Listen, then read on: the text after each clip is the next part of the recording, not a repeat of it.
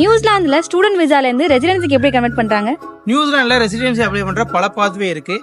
Mostly ஸ்டூடெண்ட்ஸாக இருக்கவங்க எப்படி residency apply பண்ணுவாங்கன்னா ஸ்கில்டு மைக்ரண்ட் கேட்டகரிக்கு கீழே வருவாங்க. இப்போ நியூசிலாண்டில் 6 பாயிண்ட் சிஸ்டம் வச்சுருக்காங்க. ஒவ்வொரு நீங்கள் என்ன குவாலிஃபிகேஷன் நீங்கள் முடிக்கிறீங்களோ அதை பொறுத்து உங்களுக்கு பாயிண்ட்ஸ் டிஃபர் ஆகிட்டே இருக்கும். இப்போ லெவல் 7னா 3 பாயிண்ட், லெவல் 8னா 4 பாயிண்ட், மாஸ்டர்ஸ்னா 5 பாயிண்ட், டாக்டரேட் படிக்கிறீங்க லைக் பிஹெச்டி படிக்கிறீங்கன்னா உங்களுக்கு 6 பாயிண்ட்ஸ். நீங்கள் டேரெக்டாக ரெசிடென்சிக்கு எலிஜிபிள் ஆவீங்க ஒன்ஸ் நீங்கள் பிஹெச்டி முடிச்சிட்டீங்கன்னா. இப்போ மாஸ்டர்ஸ் படிக்க வரீங்க, உங்களுக்கு 5 பாயிண்ட்ஸ் வரும் நீங்கள் படித்து முடிச்சோன்னே. மீதி இருக்க அந்த ஒரு பாயிண்ட்டை நீங்கள் எப்படி கன்வெர்ட் பண்ணுவீங்க அப்படின்னா, நீங்கள் 1 இயர் இங்கே யார்கிட்டயாவது அக்ரிகேட்டர் எம்ப்ளாயரில் ஒர்க் பண்ணியிருக்கணும். மீடியன் வேஜில் நீங்கள் பே வாங்கியிருக்கணும். Median wage as of now $31.61. So இந்த பே ரேட்டுக்கு நீங்கள் 1 இயர் ஒர்க் பண்ணீங்கன்னா நீங்கள் டேரெக்டாக ரெசிடென்சி அப்ளை பண்ணலாம். இல்லை நான் லெவல் 8 தான் இங்கே படிக்க வரேன் அப்படின்னா உங்களுக்கு 4 பாயிண்ட்ஸ் இருக்கும்.